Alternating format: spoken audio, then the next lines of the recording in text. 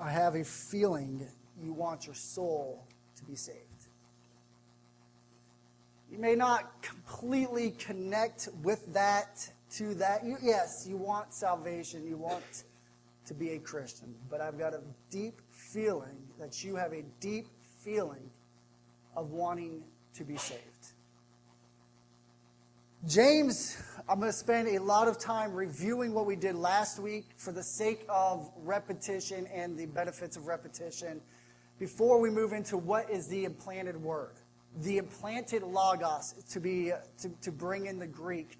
And guys, when we hit this section of James, we're coming to a screeching halt because the word logos is so broad and so deep, our English cannot begin to fathom it. Jesus was the Word. The Word was with God. The Word is God. And the word that is in you is so much more than what we may perceive on the surface seeing the word. So let's go to John 6. When many of his disciples heard it, they said, "This is a hard saying. Who can listen to it?" What did they just hear? Well, Jesus just got done telling them, you've got to eat me and drink my blood. Okay, all right. I remember preaching on this several years ago, and I started by saying, this is going to get weird. It's hard to hear someone at the dinner table say, eat my flesh and drink my blood. From one perspective, you think cannibalism. And from the guy speaking, Jesus' perspective, he has a different opinion and a different belief of what his words are meaning. But Jesus, knowing in himself that his disciples were grumbling about this, you can't say this, you can't talk about that, we can't do this, grumbling about himself, said to them, do you take offense at this? Are you pushing back against this? Are you on the offense, pushing what you believe ought to take place? Are you shielded from my words? Are you unable to process? There was a disconnect between Jesus and his so-called disciples. And these were not just his 11, 12 disciples there, but there were many there that were following him at the time. And Jesus said, okay, if you can't understand this, then what if you were to see the Son of Man? Son of Man was the vision Daniel had of a man in heaven. Son of Man ascending to where he was before. So Jesus, he jumps here. He says, what if that vision of that man in heaven that Daniel saw, you saw him ascending? Okay, now that definitely is not going to make sense. And then Jesus seems to take a huge jump. It is the Spirit who gives life. You are of no help. The flesh is of no help in discerning what I am saying. Without the Spirit, there is no life. The words that I have spoken, Jesus says, to you are spirit. Pneuma is the word spirit. It is another complex word that can mean anything from the breath of life to life itself, to an animated force within you, the Spirit of God. Jesus says, my words are spirit and life. But, Jesus says, there are some among you who do not believe. For Jesus knew from the beginning who those were who did not believe and who it was who would betray him. John 6 is a clear example of what James is talking about. And I've got a feeling James was sitting there, and he heard it. He heard the teachings of eat my flesh and drink my blood. He heard what Jesus said afterwards, and he was human. Probably slightly critical as he processed, but was open to trying to understand what was going on. And I believe the culmination is what we have in James 1, 19 through 21. Jesus tells his group, some of you are shut down and closed. Some of you are on the offense. Some of you are not listening and unable to hear because you are missing something inside of you that you cannot put inside of you. You need the Spirit. You need life. And the ironic part is, it is my words that give it to you. So if you are on the offense, if you are on the defense and are not receiving the words, will you ever come to know what you have been made into? So James 1:18, of God's own desire, of his own will, he brought you forth by the word of truth, that you should be a kind of first fruits of his creatures. So God's desire was for you to be first in line to receive the kingdom, to receive heaven, to receive the inheritance. You would be standing right next to Jesus, who was also first in line. And the only way for this to happen is that God himself causes you to be born again. And that birth takes place through the word of truth, the logos of truth. That birth takes place when words, the word of truth, the logos that belongs to truth, is inside of you. Truth is what is real. Truth is reality. Words, the logos, the ability to reason in reality. You are brought forth when you have the logos, the words of truth. This is more than information. It's more than a cognitive mental state. And we go into James 1:19. Then know this: if you are born again by the word of truth, my beloved brothers, then let every person be quick to hear, be slow to speak, be slow to anger. For the anger of man does not produce the righteousness of God.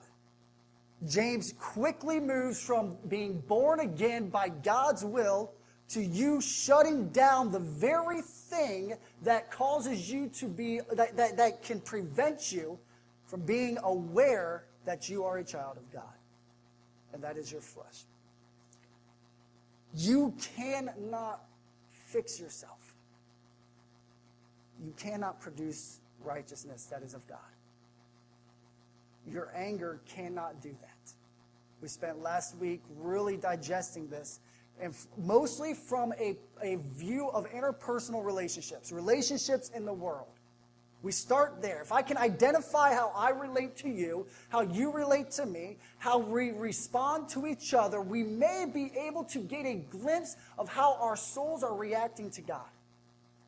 If I'm always taking offense at your words and on the defense and protecting myself, there is a good possibility this is how I'm responding to God. Deep within. James says, beloved, let every person be quick to hear, slow to speak, slow to anger. Your anger cannot produce what is right, the righteousness of God. Therefore, put it all away. Put away filthiness and rampant wickedness and receive with meekness the implanted word. It is able to save your soul. Well, just for the sake of review, I want to keep going through this. What does listening reveal? Listening reveals you have value for the person speaking to you. Listening reveals that you value the person who is speaking to you. They are worth your time, be it the brief second or for the 45-minute message. Listening reveals you have a level of value for the person speaking. Speaking reveals that you have value for yourself. Speaking reveals that you believe you are worth valuing. And where does that belief come from? Well, there is a God-given value. You are created in the image of God. God himself impressed and planted upon your skin. You see and sense God in you. And his inherent value is also impressed upon you. And your mind is aware of this. You are aware that you are more than nothing. And speaking reveals that you are aware that you have self-worth. There are many personalities aside, introverts, extroverts, personalities aside, there are many who don't speak because they have a very low self-opinion of themselves. They are insecure. Their self-worth is in the dumpster. And guys, they're afraid to speak. Maybe you're afraid to speak because you are afraid of how someone may respond to you. Someone may shut you down. Someone may criticize you. Someone may poke fun at you. And regardless of your past or whatnot, you are defending yourself by not speaking. Because if you open yourself, you create a vulnerability where someone can further wound you. And so you go into a defense mode. Anger reveals that you are worth protecting. When you become angry, you are protecting yourself. You're protecting something deep within. The flesh is stirred to try to make right something that is broken.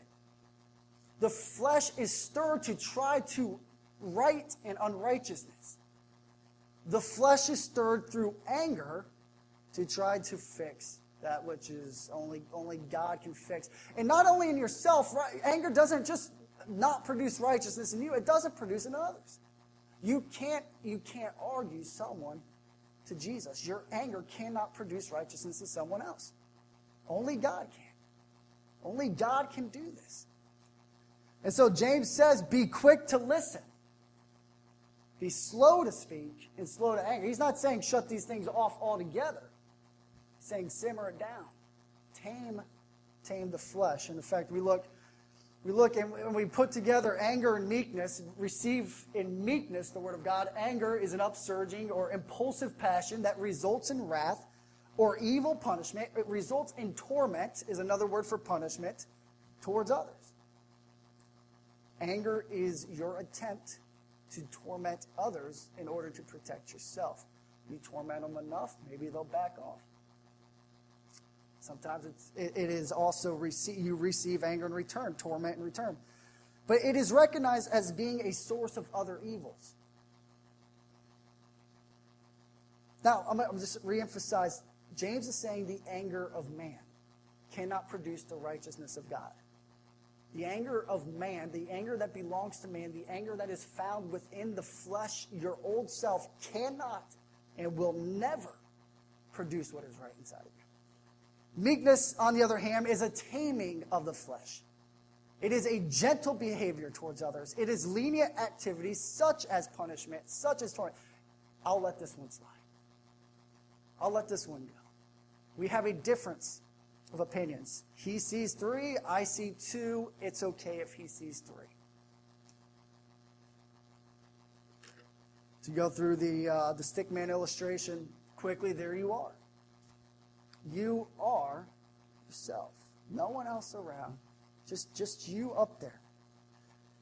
And quickly in life, you have your experiences that begin to shape you, your exes. That they're all around. Every day you have experiences that are molding you.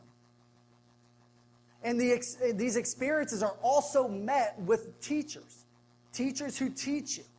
And you are forming through those closest to you. They're teaching you, parents, professors, whatever. And your experiences, you're beginning to form a worldview, a belief system.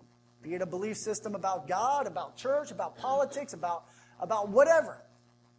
It begins to form. These teachers also have their experiences and their teachers, and it exponentially it increases. They also have their teachers and so forth, and before long, the world's a chaotic place. And as I believe Daniel says, information flowing everywhere. Who do you listen to? Who's right? Who's wrong? Well, some of these people are full of anger, and they're pushing. They're pushing hard. They're on the offense. And there in the middle is you. What does this have to do with James? It has everything, because James is teaching you in a half a sentence how to receive the most important word. But here's the problem you're against. You feel as if you're at the center of all the teaching. Who's going to tell you which is right? Who's going to tell you what worldview is wrong? Who's going to tell you, is there really 3 tissues or 2 tissues? Or maybe it is only 1. Or maybe it's 2-ply and both of them. That makes 4. And we all have our own beliefs. And unfortunately, there are those who believe there's 3 tissues, and they believe it till the day they die, and they'll die about that belief. And you're convinced there's only 2, and there's a disconnect. And there you are in the middle of it. What do you do with all the information? Well, you do what's natural. I know what I know. And no one's going to change it.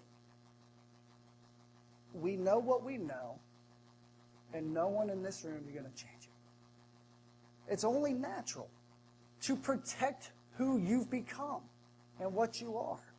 And James points out, though anger is a tricky thing because you can be protecting the wrong thing. Anger attempts to value oneself by defending its beliefs. The problem is if your beliefs are false or if your beliefs are rooted around a broken system, you're defending what is wrong. But if your worldview has developed in such a way that you have shut down to receiving more information and you're defending what is broken, well, where is your hope in receiving then what is right? And this is where James is going. If God is doing something in you that you really have no part in, and he's giving you a new word, and he's implanted into you, but you've shut down, how will you ever come to know? Well, we back up in James 1, and we hear the word test. We hear the word affliction. We hear the word of trials in the New Testament. And God, what God does in his omnipotence and his sovereignty, he begins to break down our flesh through these trials. He begins to wound our belief system to begin to open us up. And so some of you, you've gone through a hard week. You lost a loved one recently. And God is forming cracks in this force field of yours that is designed to protect you till the day you die. Your afflictions, your pains, your suffering are God's grace to open you up to something that is new. Something that will begin to make you right. But the anger is not the core of it. We continuing the review from last week, the anger is not the core issue. We talked about the anger reveals that you believe you're worth value, you believe you're worth protecting. Because you know you have life. Life deep within you. And if you haven't smothered the truth, you know that life continues beyond the grave. And there's fear. We are born, and this fear is bred through a world of misinformation that I have to be the one to value myself. If I become vulnerable to those around me, then it may actually prove that I am worth nothing. If people mistreat me, if people don't love me, if no one is there to care for me, it may validate a false belief, a belief that you may have that you are worth nothing. You don't deserve to take up space. But you do. You do because of the image in which you were created. Every single one of you. Your anger proves something that is right. You are worth protecting. But you're not the one to do the protecting. Because in and of yourself, what you have to use is evil and wicked. And will only continue to stir that which is broken. The fear. And in it all is a belief system that is protecting a fear, that is protecting a broken heart that is dead at its core. And then there, if you can see it, is the implanted word. It's so small, I didn't even put it in there. Smaller than a mustard seed. Okay, all right, you women, if you've been pregnant, how big is the baby on day one? Does anyone know? On conception? I got this from Jasmine. She's pretty smart, so she might be right. I was thinking Tic Tac size, probably even smaller than that. And here's the issue. God plants that seed in you. That still small seed of new life, his spirit within you.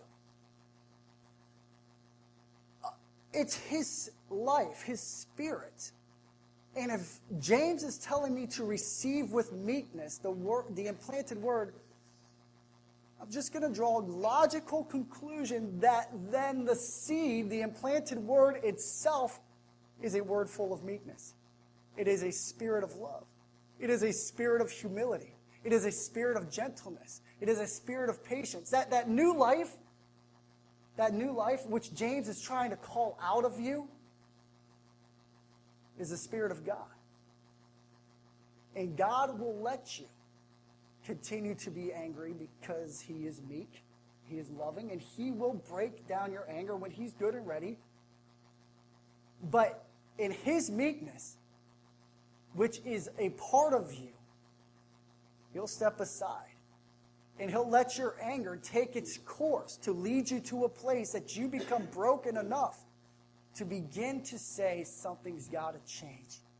And then we begin to listen. Forced meekness, you could put it. In a position in life where you have nowhere else to go except to listen. Nothing else to do except to ask more questions. Know this, my beloved brothers, be quick to hear. Be quick to hear. Slow to speak. Slow to anger. James 3:13 through 18 has a different spin on this. Who is wise and understanding among you? Who are the smart ones here? By his good conduct, let him show his works in the meekness and the taming of wisdom. The wise ones reveal their wisdom not through their speaking, but through who they are. And James actually says, tame the wisdom. But if you have bitter jealousy and selfish ambition in your hearts, do not boast and be false to the truth. Don't stand up in a place of teaching and boast about it. If you have this jealousy, this bitter jealousy and selfish ambition where you are trying to build yourself, stop talking. You're being false to the truth. This is not wisdom that comes from above. This is not wisdom that comes from God. It is earthly, unspiritual, and demonic. James goes straight to the core. You got bitter jealousy in your heart, selfish ambition. You are trying to build yourself. You are protecting what is broken. Don't spread it. For where jealousy and selfish ambition exist, where it lives, where it thrives, there will be disorder in every evil practice. That's what's coming out. But the wisdom from above is first pure, it's then peaceable, it's gentle, it's open to reason, it's open to hearing. No, there's three. No, there's two. The wisdom from above is open to reason. We get so scared that if we sit and listen to someone who believes there's three tissues here, that they might actually convince us there's three. And if they do, then did you ever truly believe that there was two? You were not rooted in the knowledge of math, the knowledge of above. But you don't have to fear this. When you know that God himself, the wisdom of God is put in you, you can be open to reason and sit in the seats of those who need to become like you and listen and not be afraid. Full of mercy, good fruits, impartial and sincere. And then a harvest of righteousness is sown in peace. You're producing righteousness by those who make peace. A producer of peace is what you become.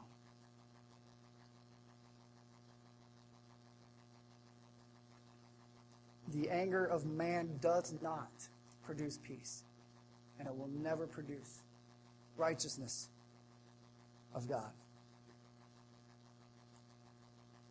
Therefore, now we're going to step forward slowly into this next section. I want to warn you as best as I can, as we got 10 minutes, 15 minutes possibly, to creep in on this word logos, that there is a complexity here that you will possibly, the temptation to shut down to it is going to exist. Because it's oh man, what was physics? I really despised physics when I was in high school. So I found a book with pictures that helped me not despise it as much. But if I didn't find that book, I would have walked away from it. It's just I don't need to deal with it. It causes anxiety to have to wrestle with it. So I didn't like chemistry. No, I didn't. I sat through it and did the motions, but I was shut down to all that, the letterings and all that. Hebrew in seminary, another one. I'm telling you, they read backwards and it's just crazy stuff. We're going to peel this back just a little bit. And I'll do my best through illustrations and whatnot to reveal to you what this logos is that is implanted in you. But my hope is that you just leave with a couple kernels of ideas that you can go home and begin expounding on yourself. Put away all filthiness and rampant wickedness. Receive with meekness, because you have tamed your flesh. You're open to receiving, which is weird. I mean, meekness, receive. James is saying, shut it down, slow it down, but receive. Receive with meekness the implanted word. It is able to save your souls. I mean, this has got to be crucial. This is what saves us. This has got to be like get to it, James, and he just speeds right through it. Implanted word, implanted to be permanently in place, with the implication of development. Placed in permanently. Just give you a few different ways of looking at it. Permanently established in you. The implanted word has been placed in you by God to never be taken from you, to never be stolen from you, to never be removed. If it is there for eternity to come. Your soul has been saved. But it has the implications of growing, to grow. And guys, if we can bust through this, there is a life, an abundant life full of the riches of the fruit of the Spirit just waiting to be had. The implanted word. The word logos. Let's back up 400 years before Christ to try to get into the word, the root of the word logos. It is used throughout scriptures many times in the New Testament. Plato, Socrates, about 400 BC, give or take, developed a thought that the logos has the power to establish fellowship by way of agreement on the reality of things. How many tissues do I have? If we all agree on 2, we have formed a level of fellowship. Okay? If I am convinced there are 3, there is a disconnect between us. This is what Plato was saying.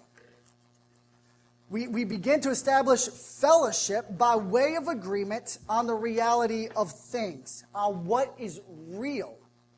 We are developing fellowship based upon the truth, what is reality. There must, though, be a harmony between reality and reason. They've got to coincide. That you see what is true and you're able to reason what is true. You're able to, in Paul's words, the mind is renewed on the things that are true. If you know that this is if I have an apple here, you know that to be true, but you begin to reason that it's an orange, there's no fellowship. If you can see it's an apple, but you're convinced it's a banana, there's no fellowship. Or maybe you see a banana and you're convinced it's a banana, but it's an apple. Reality and reason, they go together. Truth is achieved when the logos interprets things. You see, so this idea of logos is not just simply, I'm speaking to you, it's information, you receive it. It is a whole umbrella that covers the whole realm of truth and the relationships that it brings when we form common ground on what is true and we agree through reason on what is true. Okay, so go back to James, the implanted word, and just ask the basic question, James, what is the implanted word? What does it mean to have the word implanted into me? What is your answer? You know, if you're given just the English version of this, what is the answer? Well, the answer would be through our English perspective in our modern day, look at this. It would be, I know the truth. The truth has been implanted in my mind. But we miss then Jesus being the Word. The Word was with God. The Word was God. The Word was truth. The Word was reality. The Word was reason. It was all there together. And God and the Word had fellowship because there was a perfect agreement, no separation between the two of them, because they saw truth, they knew truth, they were truth, and they agreed on truth. And here you are in your world trying to find truth, developing a system to protect what you believe is true. And God says, I've come through the back door and I planted in you a seed of truth. So me and you, God and you, can now have fellowship. We can reason together on what is real, on what is true. This system has to be broken down, and it will be broken down through pain and affliction and suffering when we come to an awareness that our flesh is of no value. Our mind is the battleground where we begin to form this fellowship with God as it's renewed in knowing what is true and what is real. All right, I understand. It may be far out there, so let me put this to you in a different way. They're wearing what appears to be 3D glasses. If I said to you, look at that wall, and all of you had 3D glasses on, and you looked at that wall, and I painted on there with my incredible artistic skills, Garfield the cat. And I said, look at the wall. All right, now you were born with 3D glasses on. You've never taken them off. You saw the world through the lens of 3D glasses. You look at a wall that is clearly two-dimensional. And you look at the cat, and it appears to come off the wall and want to eat you. Well, you may be fearful because through your perspective, there is a reason to fear. Garfield the cat is coming off the wall and wants to devour you like a plate of lasagna. And there he is on the wall. Now, a man walks in through the door who has some children in the room. And he's looking at your facial expressions, and he's noticing something's not right. He doesn't have 3D glasses on. He sees a two-dimensional wall with a flat cat on there that's not moving, but he sees a room full of people freaking out and are scared that they're going to be devoured. It's a comical scene if you could put yourself outside of it. And he looks at the room and he says, guys, what are you so afraid of? And they said, well, the cat's going to eat us. He said, what cat? That painting? No, the cat, the cat right in front of us. No, you're not seeing things right. That cat is not real. And no, the response back is, no, he is real. We see him coming at us. You don't know any better. You've been born and you've lived with three-dimensional glasses on. But it's a two-dimensional wall, a two-dimensional cat. It has no life. It's dead. And he says, okay, I'm not going to get anywhere with this. So he walks up to one of his children, and he whispers in the ear, the cat's not real. Trust me. Take the glasses off, and you will begin to see what is real. In the child, there is a level of trust formed there because there is a relationship already built. Says, okay, my heart is rattled. I'm afraid I'm going to get eaten taking these glasses off. I won't see things right, but I'm going to trust. He takes the glasses off.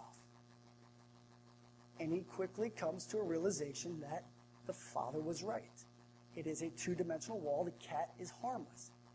But the three-dimensional glasses are security. They go on, they come off, they go on, they come off. I mean, it's what he's used to. And then he goes and tells the next person, take the glasses off. It's not real. He may have a hard time convincing that person, And maybe they'll take them off, maybe they won't. But if they don't, there is a disconnect. There's not the Logos is not there. The Logos has been formed between the Father and the Son because now they see what is real. They're reasoning about what is real, but there is no Logos in between him and the next person unless he takes the glasses off and sees.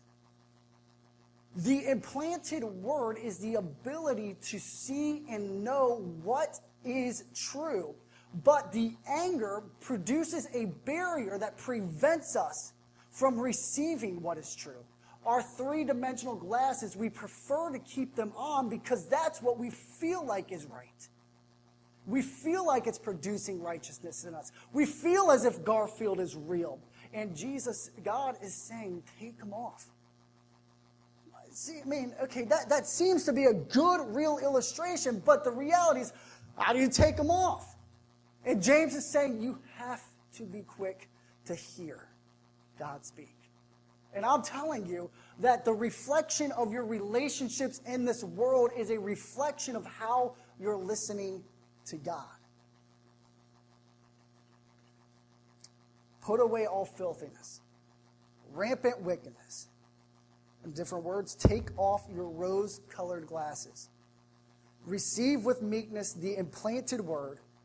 In my words, in different words, see life from God's perspective, receiving what you see and hear as the truth. It is able to save your souls. Not from the cat that's dead, but from the real threat that you're never going to see. This word soul, I'm getting ready to wrap this up. Psychos, the essence of life, the inner self. James has actually used this word already, dipsychos. James 1:8, he is a double-minded man. The one who doubts has two psychos.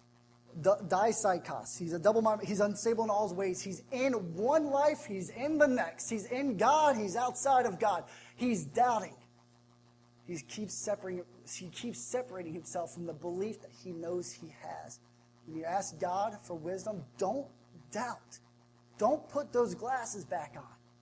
Don't separate yourself from the Logos. Don't start disagreeing with what is real, what you have been told that is real. James tells you, if you ask for wisdom, God will give it. Don't doubt it. Don't step outside the Logos, what is real, and the ability to reason with what is real.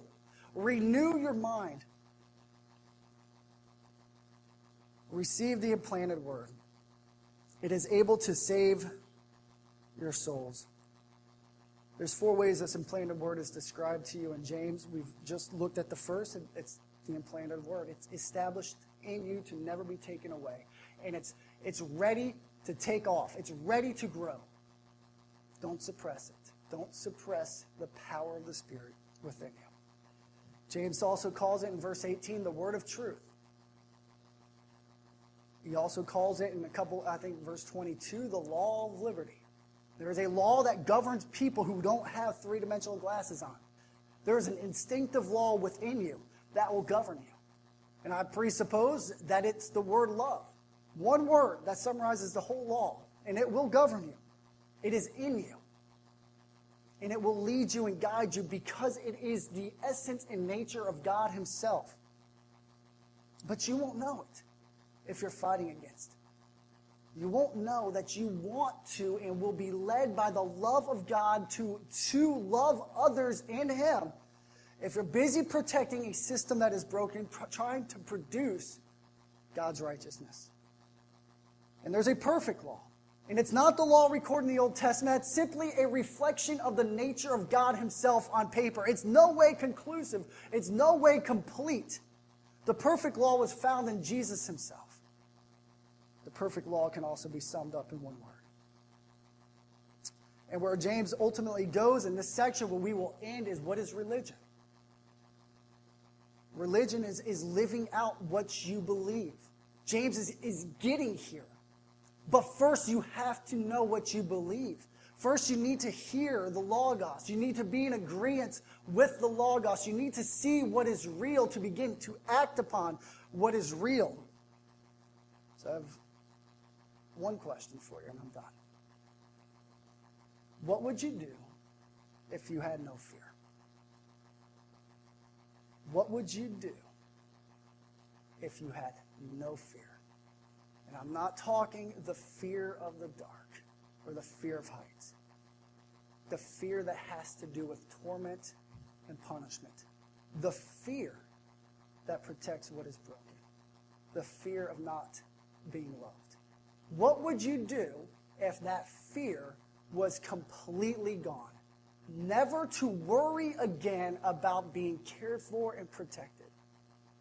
What would you do? My gut says you may not know what you would do because you've possibly never lived wholeheartedly, whole-mindedly connected to a life that has no fear whatsoever. But I bet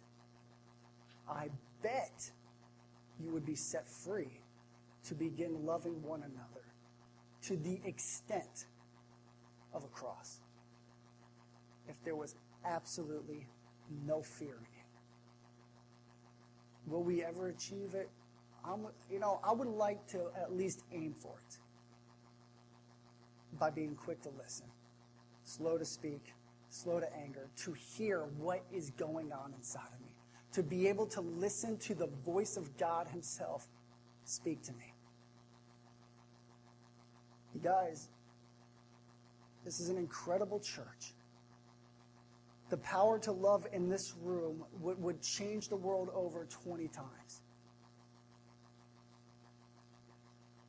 But you don't have to start by saying, well, what Greg is saying can be correct. Start by hushing the flesh, putting away all wickedness. To say, God, here I am. The cat looks real. I'm going to trust that it's not. I'm going to believe that I'm okay even though I don't feel okay. I'm going to believe that I am right even though I feel wrong. I'm going to believe that I am loved even though I feel hated. And maybe just pick this guy up. Talk to me, God. And don't you doubt. Do not break the logos that has been formed in you by God to see what is true and to be able to reason with God that it is true.